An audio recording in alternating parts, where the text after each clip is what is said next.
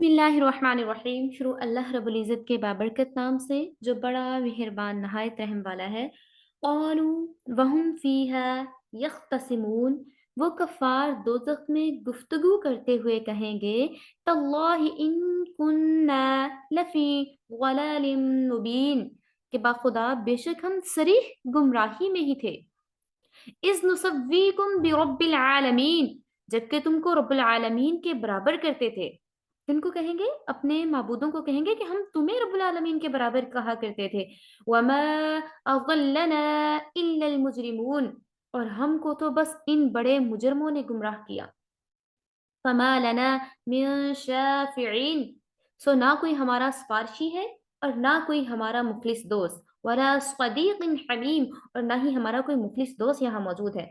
फलौ अन्न लना कर्रतन फनकून मिनल मुमिनीन, सो क्या अच्छा होता हमें दुनिया में वापस जाना पड़ता और हम ईमान वाले हो जाते।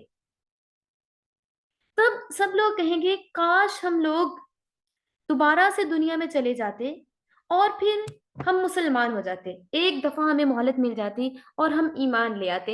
इन्न फ़ी ज़ालिका लआया, ये एक बहुत बड़ी इबरत और निशानी है।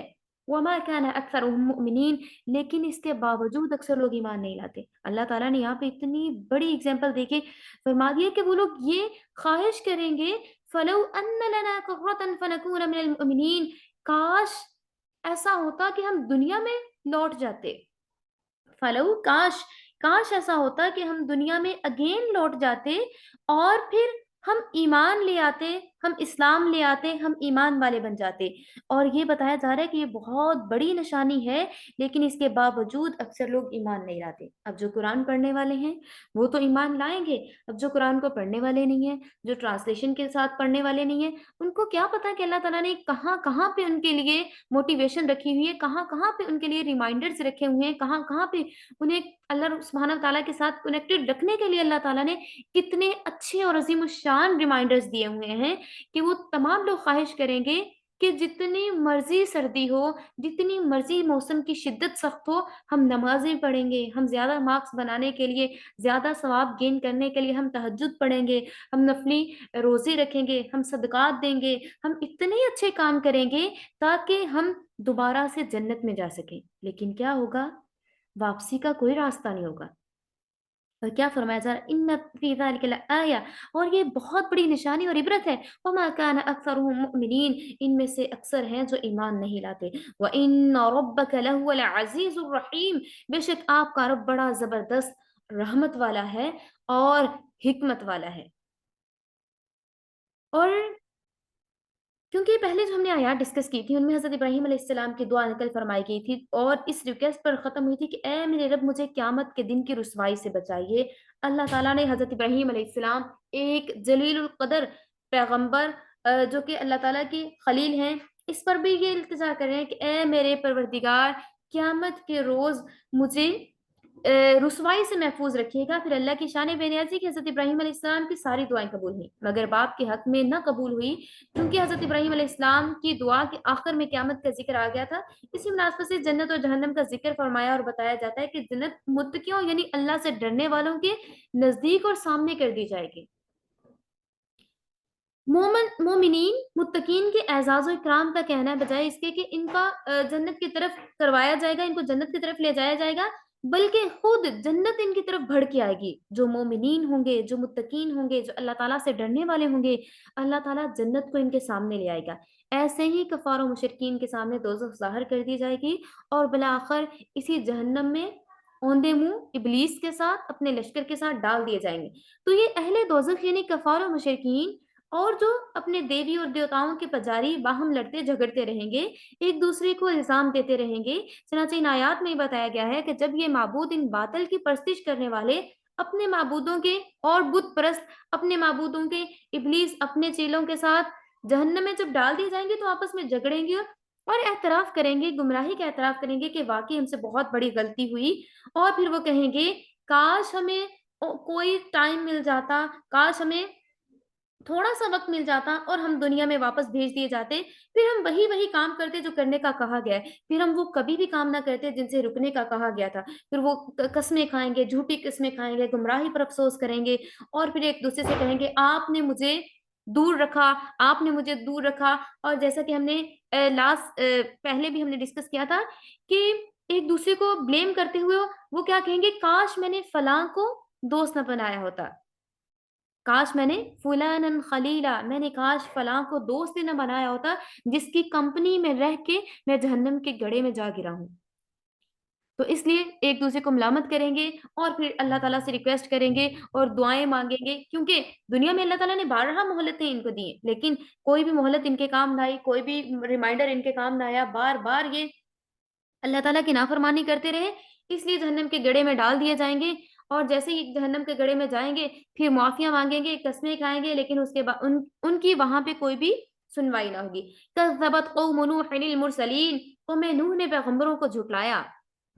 اذ قال لهم اخوهم نوح الا تتقون، جبکہ ان سے ان کی برادری کے بھائی نوح علیہ السلام نے فرمایا کہ تم اللہ سے ڈرتے نہیں، انی لکم رسول امین، میں تمہارا امانت دار پیغمبر ہوں، فاتقوا اللہ واطیعون، اللہ سے ڈرو اور میرا کہا مانو، وما اسألکم علیہ من اجر، میں تم سے کوئی صلہ نہیں مانگتا، ان اجری الا علی رب العالمین، میرا صلہ تو بس رب العالمین کے ذمہ ہے، فاتقوا اللہ واطیعون، وہ لوگ کہنے لگے فاتقوا اللہ، بس ڈرتے رہیے اللہ سے، واطیعون، اور میرا کہا مانیے، قالوا انؤمن، تو وہ کہنے لگے کیا ہم ایمان لے آئے، ایسے استہزاء یا مذاق اڑانے والے انداز میں وہ کہنے لگے کیا ہم ایمان لے آئے، لک واتبعک الارذلون، حالانکہ رذیل لوگ تمہارے ساتھ ہو لیے، کمتر لوگ آپ کے ساتھ ہیں، ہم کیسے آپ پر ایمان لا سکتے ہیں معاذ اللہ۔ قال وما علمی بما كانوا يعملون، حضرت نوح علیہ السلام نے فرمایا کہ ان کے کام سے مجھے کیا بحث، ان حسابهم الا على ربی لو تشعرون، ان سے حساب کتاب لینا بس اللہ کا کام ہے، کیا خوب ہو کہ آپ اس کو سمجھو۔ وما انا بطارد المؤمنین ان انا الا نذیر مبین، اور میں ایمانداروں کو دور کرنے والا نہیں ہوں، میں تو صاف طور پر ایک ڈرانے والا ہوں، جہنم کے خوف سے ڈرانے والا ہوں۔ پہلے ہم نے حضرت موسیٰ علیہ السلام کا قصہ ڈسکس کیا، پھر حضرت ابراہیم علیہ السلام کے واقعات بیان ہوئے، اس کے بعد حضرت نوح علیہ السلام اور آپ کی قوم کے واقعہ کو ان آیات میں مختصر بیان کیا جاتا ہے۔ قرآن کریم میں حضرت نوح علیہ السلام کے واقعے کو قریباً 28 صورتوں میں ذکر کیا گیا ہے۔ یہاں پر مقصد کے پیش نظر واقعہ بیان کیا گیا ہے، اور یہ مقصد اس لیے ضروری ہے کہ حضرت نوح علیہ السلام کا یہاں واقعہ بیان کر کے رسول اللہ صلی اللہ علیہ وآلہ وسلم اور آپ کے متبعین کو تسلی دینا مقصود ہے، اور یہ بتانا کہ انبیاء علیہ السلام کی تکذیب کرنا، ان کو دکھ پہنچانا، اہل حق کو ایذائیں دینا نئی بات نہیں ہے، بلکہ حضرت نوح علیہ السلام کی قوم نے بھی ایسا ہی کیا تھا، کئی سو سال تک مخالفت پر کمر بستہ رہی وہ قوم، پھر کیا ہوا، بالآخر عذاب الہی میں گرفتار ہو کر غرق ہوئے اور تباہ ہو گئے۔ اور دوسری طرف کفار مکہ مشرکین عرب کی پیغمبر کی نافرمانی کرنے پر ہلاکت اور برباد ہونے کی وعید بھی سنائی جاتی ہے۔ حضرت آدم علیہ السلام کے بعد نبی تو بہت سارے آئے، مگر حضرت نوح علیہ السلام پہلے نبی ہیں جن کو رسالت سے نوازا گیا، جدید شریعت عطا کی گئی۔ حضرت نوح علیہ السلام کی بعثت سے پہلے تمام قوم اللہ تعالیٰ کی توحید اور صحیح مذہبی روشنی بھول چکی تھی، اور حقیقی اللہ کی جگہ انہوں نے خود ساختہ بت بنا لیے تھے۔ اب بت پرستی کا آغاز کہاں سے ہوا تھا؟ بت پرستی کا آغاز ہوا تھا تصویروں سے۔ تصویروں سے انہوں نے پہلے کیا ہوا، اسکیچنگ سٹارٹ کی، اور انہوں نے کہا کہ ہمارے جو پہلے والے بڑے لوگ تھے جن کی ہم رسپیکٹ کیا کرتے تھے، یہ جو پیغمبر ہمارے پاس آئے تھے، ہم ان کی اسکیچنگ کرتے ہیں، اسکیچنگ بنانا سٹارٹ کی۔ اس کے بعد آہستہ آہستہ انہوں نے کہا کہ یہ جو اسکیچنگ ہے یہ تو خراب ہو جاتی ہے، ہمیں کوئی ایسی چیز بنانی چاہیے جو کہ وقت کے ساتھ خراب نہ ہو۔ پھر انہوں نے آہستہ آہستہ اسکیچنگ سے وہ بت پرستی کی طرف آتے گئے، پہلے انہوں نے بت بنا کے رکھ لیے عقیدت کے طور پر، پھر اس کے بعد کیا ہوا کہ آہستہ آہستہ ان سے آنے والی جنریشن انہی جو انہوں نے اسکیچنگ کی تھی اس کے بعد بت بنائے تھے، پھر ان کی پوجا پاٹ کرنا سٹارٹ ہو گئی۔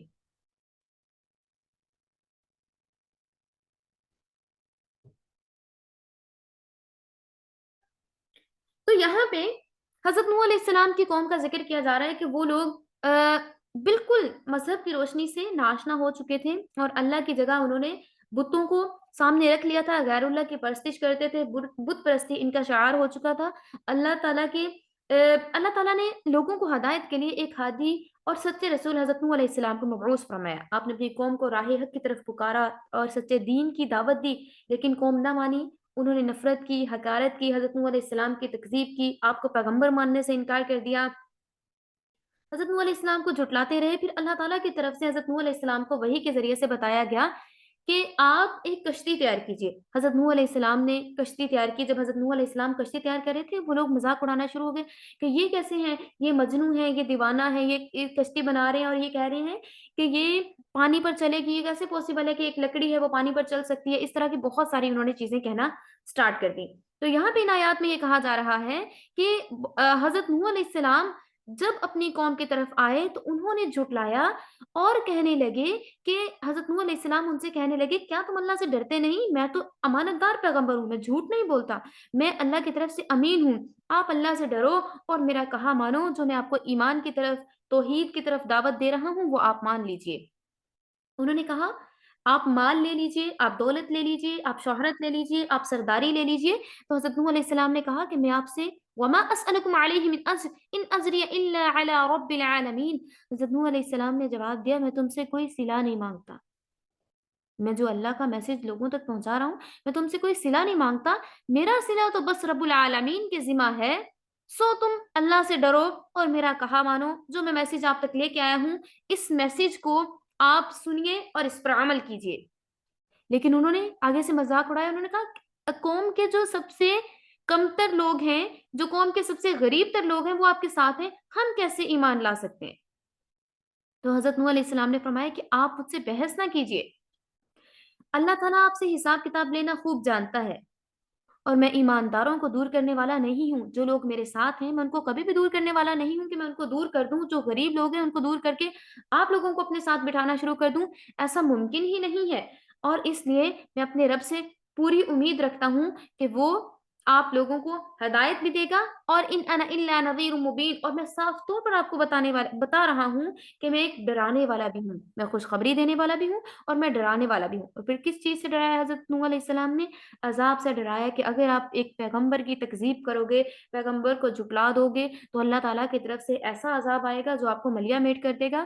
اور حضرت نوح علیہ السلام کو آدم ثانی بھی کہا جاتا ہے کہ حضرت نوح علیہ السلام کی قوم جب ساری دنیا غرق ہو گئی تھی تو اس کے بعد حضرت نوح علیہ السلام نے جو ایک ایک جوڑا رکھ لیا تھا ہر چیز کا، پھر اس سے دوبارہ نسل انسانی اور باقی تمام نسلیں جانوروں کی، ہر چیز کی نسلیں دوبارہ سے آباد ہونا شروع ہوئیں، اور اس لیے حضرت آدم علیہ السلام کو آدم ثانی بھی کہا جاتا ہے، سوری حضرت نوح علیہ السلام کو آدم ثانی بھی کہا جاتا ہے۔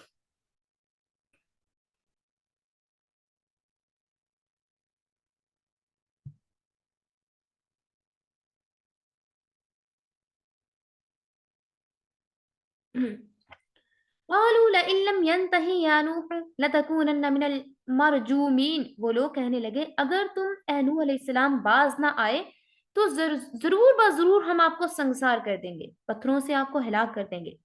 قال رب ان قومی کذبون، حضرت نوح علیہ السلام نے دعا کی اے میرے پروردگار میری قوم مجھے جھٹلا رہی ہے، فافتح بینی و بینہم فتحا ونجنی ومن معی من المؤمنین، سو آپ میرے اور ان کے درمیان ایک فیصلہ فرما دیجئے اور مجھے اور جو ایماندار میرے ساتھ ہیں انہیں نجات دے دیجئے۔ فَأَنْجَيْنَاهُ وَمَن مَّعَهُ فِي الْفُلْكِ الْمَشْحُونِ، تو ہم نے ان کو اور ان کے ساتھ بھری ہوئی کشتی میں لوگوں کو نجات دے دی۔ ثُمَّ أَغْرَقْنَا بَعْدُ الْبَاقِينَ، اس کے بعد ہم نے باقی تمام لوگوں کو غرق کر دیا۔ إِنَّ فِي ذَلِكَ الْآيَةَ، اور اس میں بھی عبرت ہے، نشانیاں ہیں لوگوں کے لیے۔ وَمَا كَانَ أَكْثَرُهُم مُؤْمِنِينَ، اس کے باوجود لوگ ایمان نہیں لاتے۔ وَإِنَّ رَبَّكَ لَهُوَ الْعَزِيزُ الرَّحِيمُ، بے شک آپ کا رب زبردست مہربان ہے۔ اب یہاں پہ حضرت نوح علیہ السلام کی سٹوری ڈسکس کی گئی ہے، اور لاسٹ پہ اگین یہی بات کی جا رہی ہے کہ ہم نے آپ کے لیے نشانیاں چھوڑی ہیں۔ جس پیغمبر کا واقعہ بیان کیا جاتا ہے، حضرت موسیٰ علیہ السلام کا واقعہ بیان ہوا، حضرت ابراہیم علیہ السلام کا واقعہ بیان ہوا، اور جیسے جیسے اینڈنگ ہو رہی تھی رکوع کی، ایک ایک نبی کو بتایا جا رہا تھا، ایک ایک نبی کی سٹوری سنائی جا رہی تھی، ان کے لاسٹ پہ اللہ تعالیٰ نے اینڈنگ کس طرح سے کی ہے کتنی خوبصورتی سی اینڈنگ ہو رہی ہے کہ ان فی ذالک لآیا. ابھی ہم نے جو پہلا رکوع پڑھا ہے، پریویس رکوع پڑھا، اس میں بھی سیکنڈ لاسٹ جب رکوع اینڈ ہو رہا تھا، سیکنڈ لاسٹ جو 2 آیات تھیں وہ سیم یہی والی آیات تھیں، ان فی ذالک لآیا، کہ اس میں نشانیاں ہیں لوگوں کے لیے اس میں عبرت ہے لوگوں کے لیے. کس چیز میں؟ اس پورے واقعے میں، حضرت نوح علیہ السلام کے واقعے میں عبرت ہے لوگوں کے لیے. لیکن اس کے باوجود لوگ اس واقعے سے نصیحت نہیں پکڑتے، ایمان نہیں لاتے. بے شک آپ کا رب بہت غالب اور حکمت والا ہے اور غفور الرحیم ہے. آپ کا رب مہربان ہے. مہربان کس طرح سے ہے کہ اس نے آپ کے ساتھ وہ تمام سٹوریز شیئر کر دی ہیں جو انبیاء علیہ السلام کے واقعات آپ کے ساتھ شیئر کر دی ہیں، تاکہ آپ انہیں سنیں اور ان پر ایمان لائیں، ان سے عبرت حاصل کریں تاکہ آخرت میں کامیاب ہو سکیں.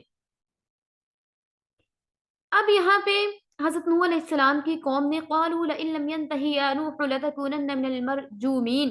حضرت نوح علیہ السلام کی قوم نے کہا کہ اے نوح علیہ السلام، آپ ہمیں بار بار اللہ تعالیٰ کی طرف آنے کی دعوت دے رہے ہیں، آپ ہمیں بار بار دعوت دیتے ہیں، ہمارے معبودوں سے دور کرنے کی کوشش کرتے ہیں. اگر تو آپ باز نہ آئے تو ہم آپ کو سنسار کر دیں گے. مرجومین، ہم آپ کو سنسار کر دیں گے، ہم آپ کو اتنے پتھر ماریں گے کہ آپ ہلاک ہو جائیں گے. تو تب حضرت نوح علیہ السلام نے اللہ تعالیٰ سے دعا کی کہ اے میرے رب، یہ قوم مجھے جھٹلا رہی ہے، یہ قوم میری تکذیب کر رہی ہے، بس آپ ایک فیصلہ کر دیجئے میرے اور ان کے درمیان، اور جو میرے ساتھ ایماندار ہیں انہیں بھی نجات عطا کر دیجئے. وہ ان کو تنگ بہت زیادہ کر رہے تھے. تو پھر اللہ تعالیٰ کی طرف سے کیا جواب آتا ہے؟ فَأَنْجَيْنَاهُ وَمَن مَّعَهُ فِي الْفُلْكِ الْمَشْحُونِ. اور پھر ہم نے انہیں اور ان کی بھری ہوئی کشتی کو نجات دے دی. اب جو انہوں نے ایک کشتی تیار کرنا شروع کی تھی، اور جو کشتی میں حضرت نوح علیہ السلام کی اللہ تعالیٰ نے دعا قبول کی اور حضرت نوح علیہ السلام کو تسلی دی اور آپ کی حرکات پر فرمایا کہ آپ ان کی حرکات پہ غم نہ کیجیے. اب ان کی سرکشوں کی سزا کا وقت قریب ہے. بس جو آپ کی قوم میں سے ایمان لے آئے ہیں، اب مزید کوئی بھی ایمان لانے والا نہیں ہے، باقی سب غرق ہو کر ہلاک ہونے والے ہیں. اللہ تعالیٰ کی طرف سے حضرت نوح علیہ السلام کو ہدایت فرمائی گئی کہ وہ ایک کشتی بنائیں. اس میں اسباب ظاہری کے اعتبار سے اس میں مومنین بیٹھ کر عذاب سے محفوظ رہیں گے اور اللہ کے نافرمانوں پر عذاب نازل ہو کر رہے گا. چنانچہ جب حضرت نوح علیہ السلام نے اللہ تعالیٰ کے حکم سے کشتی بنانی شروع کی تو کفار نے ہنسی مذاق اڑانا شروع کر دیا، جو پہلے بھی میں نے آپ کو بتایا. وہ کہتے کہ آپ پہلے تو نبوت کرتے تھے، اب تو آپ کشتی بنانے لگے ہیں، پانی کا کہیں نام و نشان موجود نہیں ہے.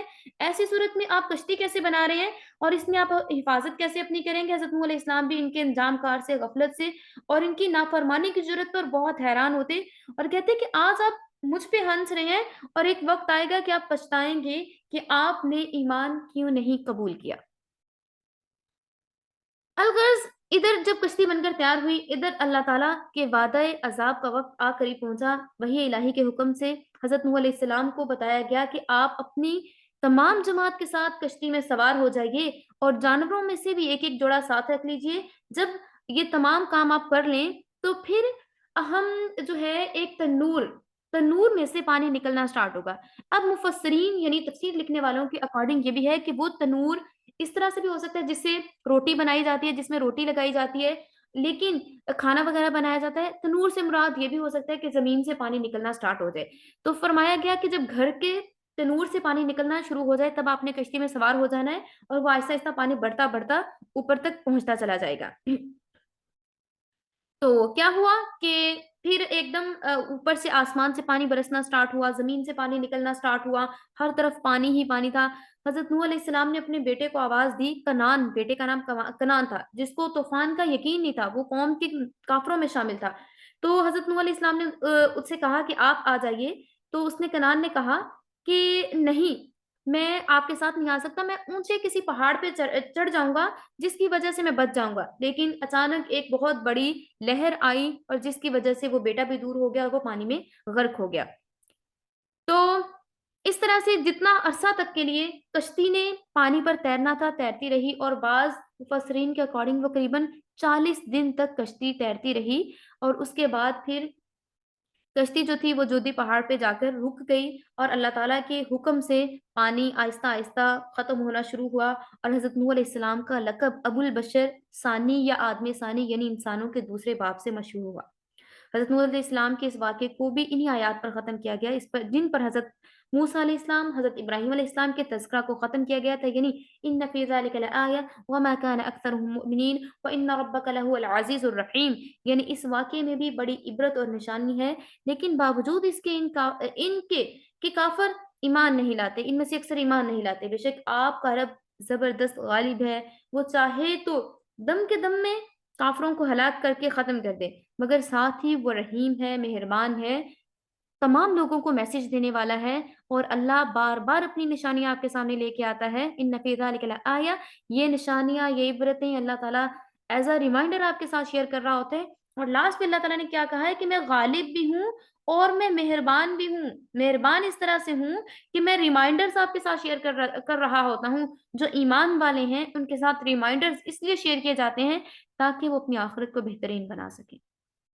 تاکہ وہ دنیا کی رنگینیوں میں کھو کر اللہ تعالیٰ کی ذات کو نہ بھول جائیں، بلکہ وہ اللہ تعالیٰ کو ساتھ ساتھ یاد رکھیں۔ اس لیے میں مہربان ہوں، میں ان کو ریمائنڈرز دیتا رہتا ہوں، اور جو آپ کو ریمائنڈرز مل رہے ہوتے ہیں، کبھی نماز کا ریمائنڈر مل گیا، کبھی تہجد کا ریمائنڈر مل گیا، کبھی کوئی اور موٹیویشنل آیت آپ کے سامنے آ گئی، تو وہ ایسے ہی آپ کے سامنے نہیں آ جاتے، بلکہ وہ اللہ تعالیٰ کی طرف سے آپ کے سامنے آ رہے ہوتے ہیں۔ اللہ تعالیٰ کی ذات آپ پہ بہت مہربان ہے، جب بھی آپ کے سامنے وہ تمام ریمائنڈرز آ رہے ہوتے ہیں، اور جب بھی آپ ان ریمائنڈرز پر عمل کرتے ہوئے، اللہ تعالیٰ چاہتا ہے کہ آپ ان ریمائنڈرز پر عمل کریں تاکہ آپ اس دنیا میں بھی کامیاب ہوں اور آخرت میں بھی آپ کامیاب ہو سکیں۔